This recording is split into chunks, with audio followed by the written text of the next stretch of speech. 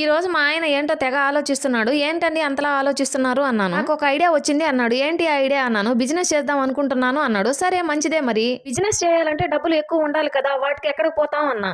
పిచ్చి మొహమా, మనం చేసే బిజినెస్ లో దమ్మిడి కూడా ఖర్చు చేయనవసరం లేదు. డబ్బు మీద డబ్బు, ఆదాయం మీద ఆదాయం వస్తుంది అన్నాడు. ఏంటి, ఒక్క రూపాయి కూడా లేకుండా బిజినెస్, మళ్ళీ ఆదాయం మీద ఆదాయం ఏంటి, పట్టపగలే కలకంటున్నారా ఏంటి అన్నాను. కల కాదే, ఈ రోజు నా ట్రిమ్మర్ పాడైపోయిందని ఆన్లైన్ లో ఆర్డర్ పెట్టుకుందామని చూస్తుంటే అప్పట్లో మా నాన్న నేను ఉద్యోగానికి వెళ్లకుండా ఇంటి దగ్గర ఉంటే పేడ పిసుక్కుంటావా అని ఎగతాళి చేసేవాడు.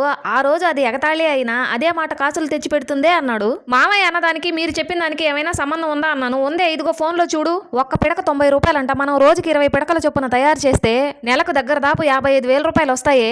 అందులో మన ఇంట్లో 4 బర్రెలు, ఊర్లో గేదెలను మేతకు విప్పినప్పుడు ఇదిగో ఇదే అసలైనది, ముఖ్యమైనది. వాటి వెనక వెళ్ళి నువ్వు పెద్ద బుట్ట తీసుకుని పేడ తీసుకురావడమే. అంతే, పేడ తేవడం, పిడకల గోడ కొట్టడం, ఎండబెట్టడం, ఆన్లైన్ లో పెట్టడం. ఇంకా డబ్బులే డబ్బులు. ఎలా ఉంది పిడకల బిజినెస్ అన్నాడు. ఏడ్చినట్టే